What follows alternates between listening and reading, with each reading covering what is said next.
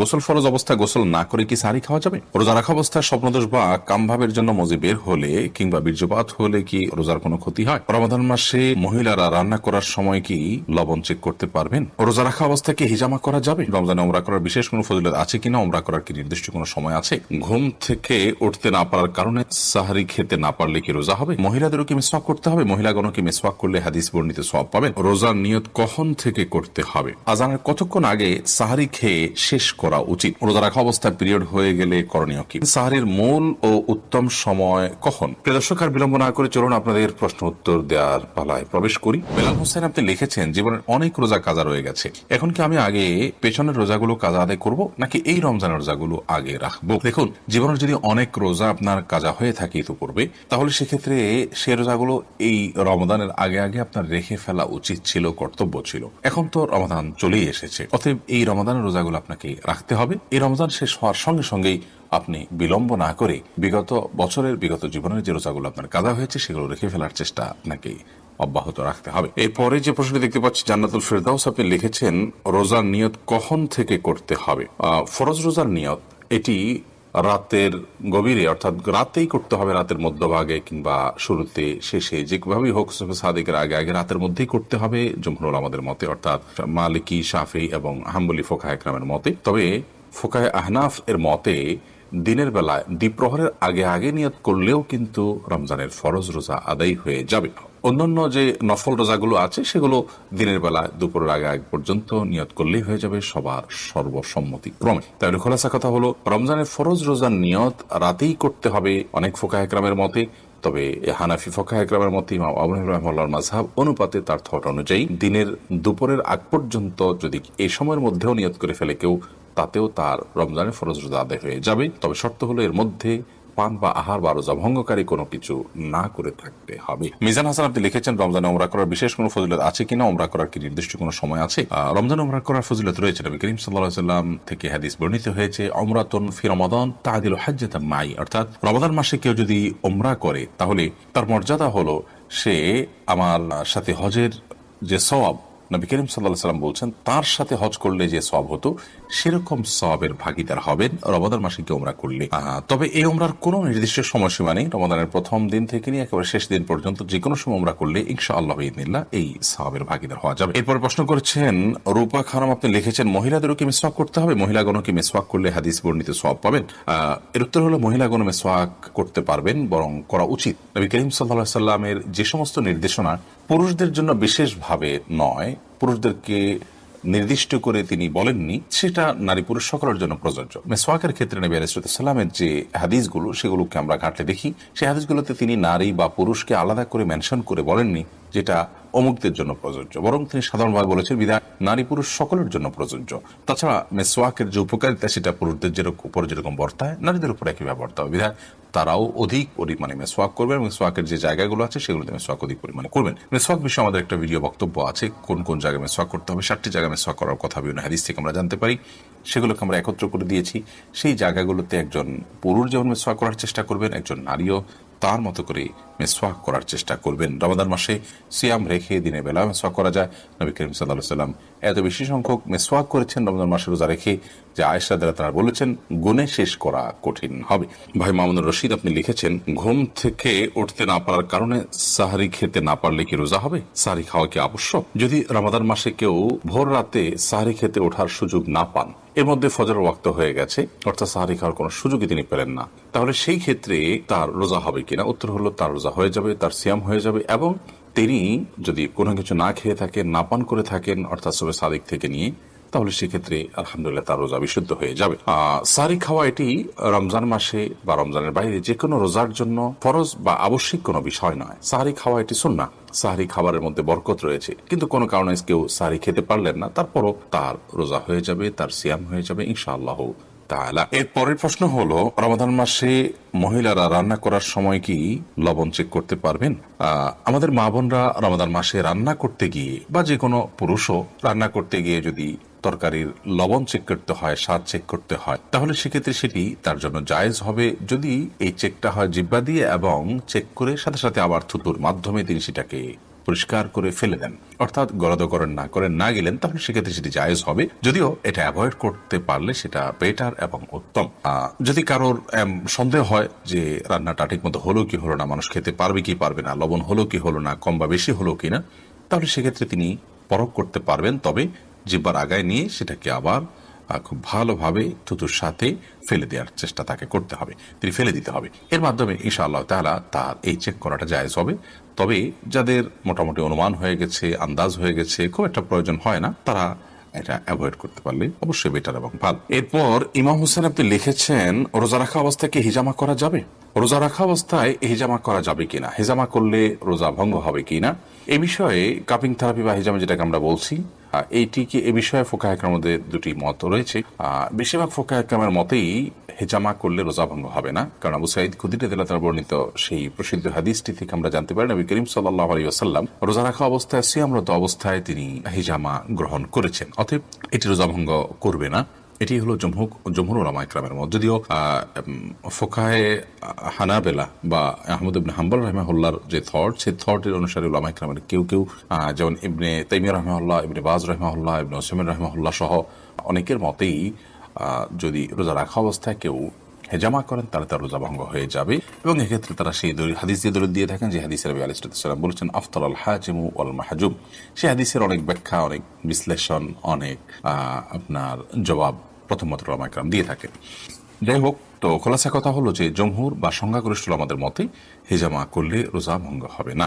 এরপরে প্রশ্ন করেছেন শাহেদ আলী, আপনি লিখেছেন, রোজা রাখা অবস্থায় স্বপ্নদোষ বা কামভাবের জন্য মজি বের হলে কিংবা বীর্যপাত হলে কি রোজার কোনো ক্ষতি হয়? রোজার মধ্যে কামভাবের কারণে যদি কারোর মজি বের হয়, যেটাকে আঠালো কিছুটা আঠালো পানির মতো যে পদার্থ যদি বের হয়, তাহলে সেক্ষেত্রে তার ফলশ্রুতিতে রোজা ভঙ্গ হবে না। বীর্যপাত যদি হয় এবং সে বীর্যপাত যদি হয় উত্তেজনার সাথে, তাহলে সেক্ষেত্রে সে রোজা ভঙ্গের কারণ হবে, সেটি হস্তমৈথুনের মাধ্যমে হোক বা অন্য কোনো কামভাবের কারণে, কোনো যৌন বিষয়ক চিন্তা ভাবনার কারণে বা এ জাতীয় কোনো আচরণের কারণে যদি আপনার কামভাবের সাথে উত্তেজনার সাথে যদি বীর্যপাত হয়, তাহলে তার ফলে রোজা ভঙ্গ হবে। আর যদি কারোর অসুস্থতার কারণে বীর্যপাত হয়, শারীরিক কোনো দুর্বলতার কারণে অথবা স্বপ্নদোষের কারণে, তাহলে তার কারণে রোজা ভঙ্গ হবে না। তবে মজি যেটা কিছুটা আঠালো পানির মতো, সেটি বের হওয়ার ফলে, যেটা বীর্য নয়, শুভ্র সাদা নয়, সেটি বের হওয়ার ফলে রোজা ভঙ্গ হবে না। তবে সেটি বের হলে অজু ভঙ্গ হবে। তবে রোজা রেখে আপনার মজি বের হতে পারে এরকম কোনো চিন্তা ভাবনা, কল্পনা বা আচরণ থেকে বিরত থাকা উচিত। সিয়ামের যে মৌলিক লক্ষ্য আছে সেই লক্ষ্য সাধনের স্বার্থে এবং প্রয়োজন। বাইয়েন আক্তার, আপনি লিখেছেন, রমজানের রোজা রাখলে শুধু 1 বছরের গুনাহ মাফ হবে নাকি জীবনের পেছনের সকল গুনাহ মাফ হবে? বোন বাইয়েন আক্তার, নবী করিম সাল্লাল্লাহু আলাইহি ওয়াসাল্লাম বলেছেন, মান সামা রমাদান ঈমানান ওয়া ইহতিসাবা, যে ব্যক্তি রমাদান মাস ব্যাপী রোজা রাখবে ঈমানের সাথে, ইখলাসের সাথে, নিষ্ঠার সাথে, গফিরা লাহু মা তাকাদ্দামা মিন যামবিহি, তার পেছনের সমস্ত গুনাহ মাফ করে দেওয়া হবে। এই হাদিস থেকে বোঝা যায় গোটা জীবনের গুনাহ আল্লাহ তাআলা মাফ করবেন, 1 বছরের নয়। তবে হ্যাঁ, এখানে গুনাহ মাফ বলতে ছোট ছোট গুনাহের কথাই বোঝানো হয়েছে, কারণ বড় গুনাহ এবং কাবিরা গুনাহ যেগুলো, সেগুলো তওবা ছাড়া মাফ হবে না। বিধায় সিয়াম যদি রাখার পাশাপাশি আপনি তওবায়ে নাসুহা করতে পারেন, সিয়ামের যে বার্তা সেটা যদি আপনি ক্যাচ করতে পারেন, টেক করতে পারেন, ধরতে পারেন, এবং সেটা ধরে যদি আপনি পেছনের সমস্ত কৃতকর্মের জন্য লজ্জিত হয়ে আল্লাহর কাছে ক্ষমা প্রার্থনা করে ভবিষ্যতে আর এই সমস্ত পাপাচারে লিপ্ত হবেন না মর্মে সংকল্প করেন, তাহলে এটি তাওবা হয়ে গেল। এরকমভাবে যদি আপনি সিয়াম পালন করতে পারেন, তাহলে সগীরা কবিরা সব গুনাহ মাফ হবে ইনশাআল্লাহ তাআলা। সাইফুল আলম, আপনি লিখেছেন, তারাবি পড়ানোর পর বিনিময় নিতে পারবো কি? তারাবি পড়ানোর পর যদি বিনিময় গ্রহণ করেন, তাহলে সেক্ষেত্রে ইমামতের বিনিময় গ্রহণ করা যায়, সেই হিসাবে আপনি নিতে পারেন। তবে খতম তারাবিতে কোরআনে কারিমের খতমটাই হলো মুখ্য। কোরআন শুনিয়ে তার বিনিময়ে টাকা নেওয়াকে উলামা ইকরাম নাজায়েজ বলেছেন, যার কারণে খতম তারাবির বিনিময়ে টাকা গ্রহণ করাকে উলামা ইকরাম জায়েজ বলেন না। তবে এক্ষেত্রে ওয়াক্তিয়া নামাজেরও যদি ইমামতের দায়িত্ব নেন, ওয়াক্তিয়া সালাত যেগুলো আছে সেগুলোর ইমামতের দায়িত্ব নিলেন, যে আপনি প্রতিদিন এশার সালাতে আপনি পড়াবেন পুরো মাস জুড়ে, তাহলে সেই হিসাবে আপনার একটা বেতন ধার্য হলো। সেই বেতনের আলোকে আপনি সেই দায়িত্বের আলোকে আপনি বেতন নিলেন, সেটিকে জায়েজ বলেছেন উলামা ইকরাম।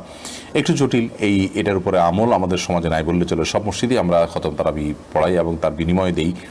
তো এখানে যদি খতমটা মুখ্য, তেলাওয়াতের বিনিময় নেওয়া এবং দেওয়া যেহেতু নাজায়েজ, সেজন্য এই বিষয়টি নিয়ে আমাদের একটু ভাবতে হবে, আরেকটু আমাদের বিবেচনা করতে হবে। মাজিদুর রহমান আপনি লিখেছেন, ইনসুলিন বা ইনজেকশন নিলে কি রোজা ভেঙে যায়?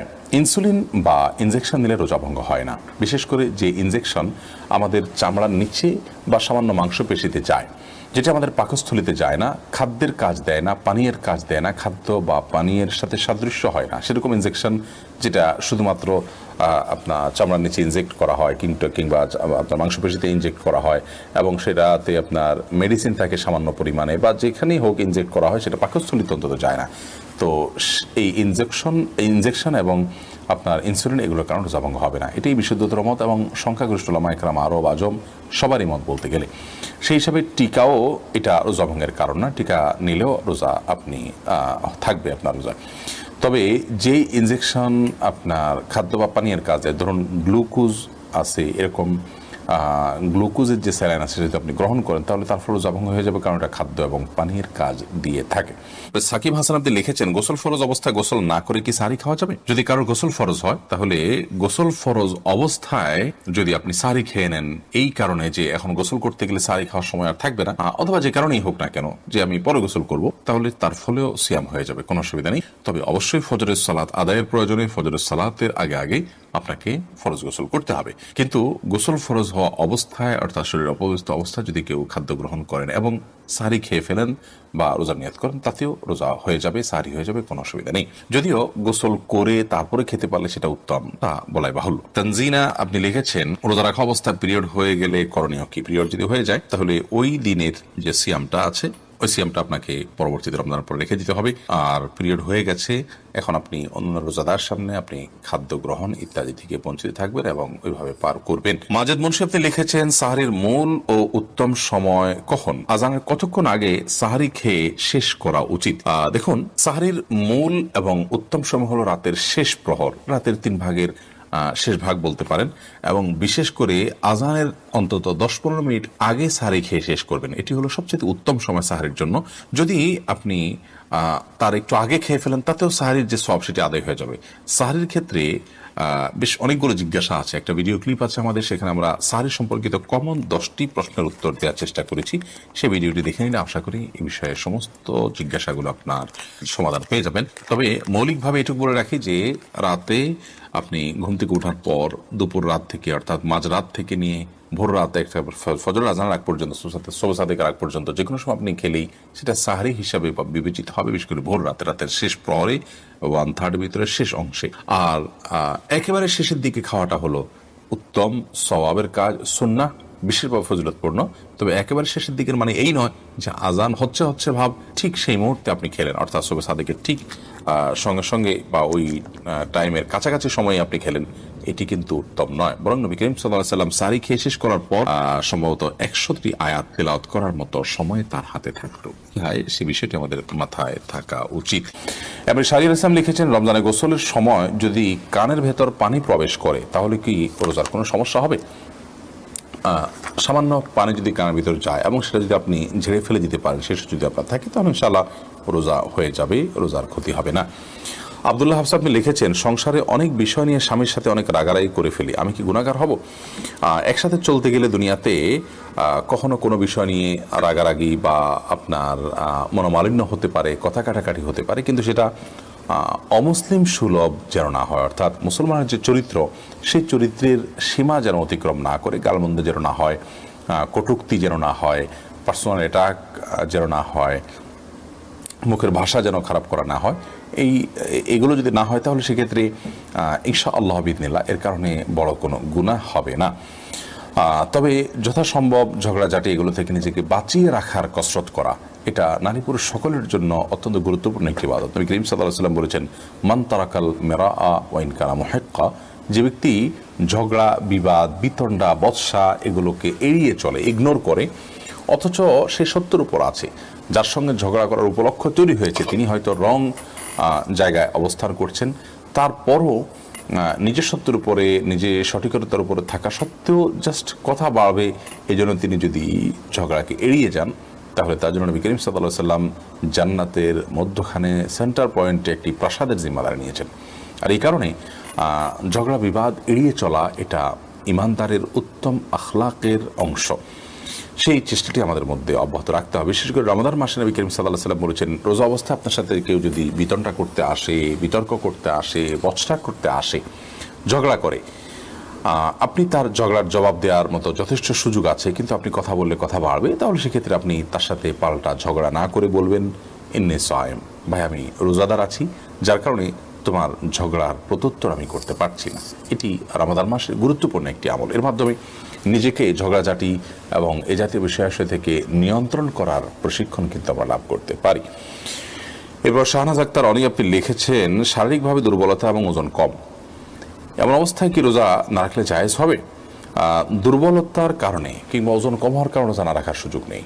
যদি আপনার শারীরিক অবস্থা এবং কন্ডিশন এরকম হয়, রোজা রাখলে আপনি হয় মৃত্যুর মুখে পতিত হওয়ার আশঙ্কা আছে, কিংবা আপনার কোনো স্থায়ী রোগ হয়ে যাওয়ার আশঙ্কা আছে, কোনো অঙ্গহানি হয়ে যাওয়ার আশঙ্কা আছে, এরকম সিরিয়াস পর্যায়ের যদি অসুস্থতা হয়, অসহনীয় পর্যায়ের হয়, তাহলে সেক্ষেত্রে আপনি রোজা না রাখার সুযোগ আছে। এই রোজাগুলো পরবর্তীতে সুস্থ অবস্থা আপনি রেখে দিবেন। দুর্বলতার কথা যদি বলেন, তাহলে আমরা অনেক মানুষের শারীরিকভাবে দুর্বল বা আমাদের ওজন একটু কম, তো এইটুকু অজুহাতে রোজা না রাখার কোনো সুযোগ নেই। যেটা ফরজ বিধান, সেটা নিরুপায় হলে আপনি ত্যাগ করতে পারেন, নিরুপায় যে আর কোনো উপায় নেই। তো দুর্বল হলে তিনি রোজা রাখলে মরে যাবেন এবং উপায়হীন হয়ে যাবেন, ব্যাপারটি সেরকম নয়। তো সাধারণ অবস্থাতে বা সাধারণ দুর্বলতার কারণে কিংবা সাধারণত ওজন একটু কম হওয়ার কারণে এই অজুহাতে রোজা না রাখার বা রোজা ভাঙার কোনো সুযোগ নেই। তবে হ্যাঁ, দুর্বলতা যদি চরমে পৌঁছায় এবং ওজন কম হয়ে যদি এই পর্যায়ে চলে যায়, অনেকের অসুস্থজনিত কারণ হয়ে যায় যে অস্বাভাবিকভাবে ওজন কমে গেছে, এবং এই অবস্থায় তার রোজা রাখলে জীবন হুমকির মধ্যে পড়তে পারে, তাহলে সেক্ষেত্রে তিনি রোজা না রেখে পরবর্তী দিক কখনো যখন সুস্থ হবেন তখন এই রোজাগুলো রেখে দিলেও চলবে। শায়লা মাজিদ আপনি লিখেছেন, ইফতার কি সূর্যাস্তের সঙ্গে সঙ্গে নাকি আজানের পরে করতে হয়? ইফতারের সুন্নাহ সম্মত মেনু কি? এছাড়া কি রোজা হবে না? প্রথম কথা হলো, সূর্যাস্তের পরপরই আপনি ইফতার করতে পারবেন। আজান হওয়ার পর ইফতার করবেন ব্যাপারটি এরকম নয়।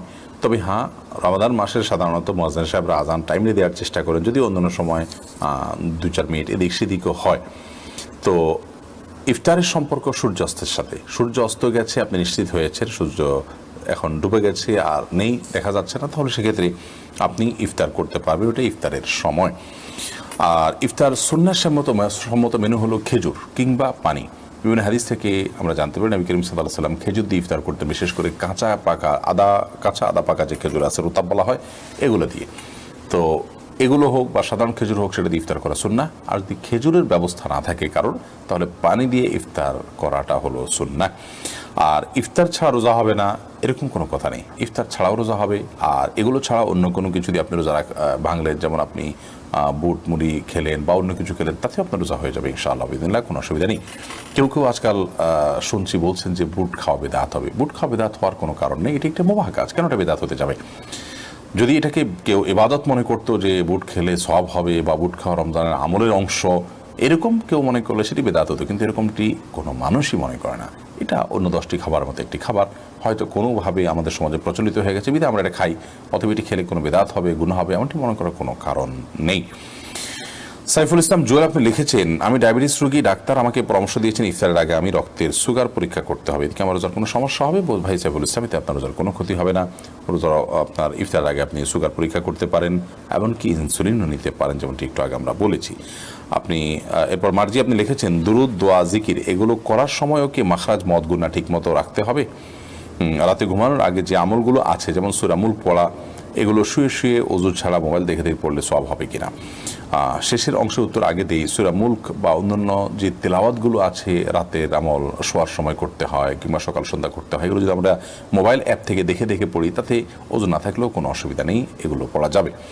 এমনকি শুয়ে শুয়ে যদি আপনি পড়েন তাতেও হয়ে যাবে। নবী করিম সাল্লাল্লাহু আলাইহি ওয়াসাল্লাম আয়েশা রাদিয়াল্লাহু আনহার কোলে মাথায় রেখে বা হেলান দিয়ে তার সাথে তারপরে তিনি কোরআন কারীমের তেলাওয়াত করেছেন। তো এরকম পরিস্থিতিতে যেহেতু কোরআন তেলাওয়াত করা জায়েজ, অতএব শুয়ে শুয়ে যদি তেলাওয়াত করেন সেটিও জায়েজ আছে। এটাতে কোরআনের অসম্মান করা, অবজ্ঞা করা, অবমাননা করা, অপমান করা উদ্দেশ্য তার থাকে না, বরং তার সহজীকরণের জন্য তিনি এটি করে থাকেন, বিধায় এটি কোনো নাজায়েজ বা গুনাহের বিষয় নয়। আর প্রথম অংশের উত্তর হলো যে দোয়া, জিকির এবং এই জাতীয় যেগুলো আছে, এগুলো পড়ার সময় মাখরাজ এবং মদগুন্না হুবহু কোরআন তেলাওয়াতের মতো করে করতে হবে, এমনটি আবশ্যক নয়। অনেক ওলামায়ে কেরাম বলেছেন এটি না করাই উত্তম, অর্থাৎ কোরআনকে আপনি যেভাবে তেলাওয়াত করেন সেখানে যেরকম মাখরাজ, গুন্না, মদ এই সবগুলোকে আপনি পারফেক্টলি করার চেষ্টা করছেন, অন্য সাধারণ দোয়া দুরুদ বা সাধারণ জিকিরের সময় আপনি এটা করবেন না, যাতে করে কোরআনের সাথে অকোরআনের একটা পার্থক্য রেখা সৃষ্টি হয়ে যায়। আপনি যদি এটাকে কোরআনের মতো করেই পড়েন তাহলে মানুষটাকে কোরআন মনে করতে পারে, এটি একটি ভুলের জায়গা মানুষকে নিয়ে যেতে পারে। সেজন্য অনেক ওলামা ইকরাম বরং কোরআনের মতো হুবহু তাজভিদের সাথে মদ, গুন্না, মাখরাজ ইত্যাদির সাথে দোয়া দুরূদ জিকির পড়তে তারা নিষেধ করেছেন। তবে হ্যাঁ, মৌলিকভাবে আরবি উচ্চারণের যে নীতিমালা আছে সেটি তো দোয়া দুরূদ জিকিরের ক্ষেত্রে লক্ষ্য রাখতে হবে। হা, আইন এবং মদ, গুন্না মৌলিকভাবে যেটুকু না হলে সেটুকু তো করতেই হবে। কোনো কোনো ক্ষেত্রে মদ না করলে অর্থাৎ টেনে না পড়লে অর্থ বিকৃত হয়ে যায়। যেমন লাম আলিফ জবর, লা মানে না, একটু টেনে পড়বেন তার অর্থ হবে না, আর লামের উপরে শুধু জবর হবে তার মানে হলো লা। শুধু লা হলে তার অর্থ হয় ইতিবাচক অর্থে এবং অবশ্যই এবং সন্দেহাতীতভাবে বা গুরুত্বের সাথে ইতিবাচক অর্থ দেয় শুধু লাম জবর লা বেশিরভাগ ক্ষেত্রে। যদিও লাম আলিফ জবর লা হলে তার অর্থ হয় না, সম্পূর্ণ নেতিবাচক ভিন্ন জিনিস। এই জন্য একটু টানার কারণে হেরফের হয়ে যায়। তো আরবির মৌলিক যে বিষয়গুলো আছে সেগুলোকে লক্ষ্য রেখে আপনাকে জিকির আজকার আপনার দোয়া দুরূদ পড়লেই চলবে। কোরআনের মতো হুবহু 3 আলিফ 5 আলিফ গুন্না এগুলো করতে হবে এমনটি আবশ্যক নয়। তাসকিয়া জিম আপনি লিখেছেন, শুক্রবার বা সোমবার রোজা রাখলে কি ফরজ রোজার পাশাপাশি নফল রোজারও সওয়াব পাওয়া যাবে?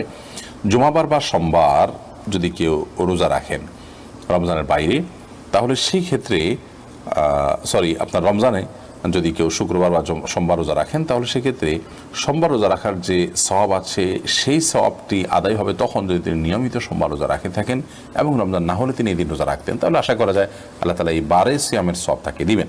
আর জুমাবারে রোজা রাখার তো বিশেষ কোনো নির্দেশনা নেই, বরং শুধু জুমাবারে রোজা রাখা তো হাদিসে নিষেধ, এই সপ্তাহে ঈদের দিন। অতএব এটি জায়গায় আমরা বৃহস্পতিবার উল্লেখ করতে পারি, বৃহস্পতিবার এবং সোমবার এই দিনগুলোতে রোজা রাখা সুন্নাত। তো রমজান মাসে বৃহস্পতি সোম তো রোজা তো আপনার অটোমেটিকলি রাখা হয়ে যাচ্ছে, তাহলে তিনি রমজানের ফরজ রোজা আদায়ের সওয়াব পাচ্ছেন, আবার সোম বৃহস্পতি রোজা রাখার যে সুন্নাত সেটাও কি পাচ্ছেন কিনা? উত্তর হলো অন্যান্য সময় তিনি যদি এই রোজাগুলো রেখে থাকেন এবং এক্ষেত্রেও তার জেহেনে আছে, তার মনে আছে যে হ্যাঁ তিনি রমজান রোজা তো রাখছেনই, পাশাপাশি সোম বৃহস্পতিবার অতিবাহিত হচ্ছে, সেই হিসাবে তিনি আশা করা যায় আল্লাহ রাব্বুল আলামিনের কাছে এই দিনের যে নফল বা সুন্নত রোজার যে সওয়াব সাপ্তাহিক রোজার সেটাও তিনি লাভ করবেন। মাইনুদ্দিন আপনি লিখেছেন, রমাদান মাসে এশার সালাতের পর 4 বা 6 রাকাত কিয়ামুল লাইল পড়ে ঘুমিয়ে গেলে এবং সাহের আগে আরও 2-4 রাকাত পড়লে সুন্নত আদায় হবে কিনা? তারাবির নামাজ এটা ভেঙে পড়লেও আদায় হয়ে যাবে। ধরুন আপনি রাতে শোয়ার আগে কিছু তারাবির রাকাত পড়েছেন, বাকি রাকাতগুলো ঘুম থেকে উঠে আপনি আবার তেলাওয়াত পড়েছেন, তাতেও আদায় হয়ে যাবে, যদিও একসঙ্গে আদায় করাটাই হলো সাহাবা ইকরামের সুন্নাহ। তবে এটাকে ভেঙে ভেঙে আদায় করলেও আদায় হবে, কোনো অসুবিধা নেই। এমডি ওয়াকিল আজম আপনি লিখেছেন, সোনার জাকাত কি প্রতি বছর দিতে হবে? স্বর্ণ, রূপা, নগদ অর্থ, ব্যবসার মাল সহ জাকাত যোগ্য যে সমস্ত সম্পদ আছে সেসব সম্পদ প্রতি জাকাত বর্ষে একবার করে আদায় করতে হবে। বিধায় এটি একবার আদায় করলেই সারা জীবনের জন্য আদায় হয়ে যাবে না, বরং প্রতি বছর একবার করে দিতে হবে যদি 1 বছর আপনার কাছে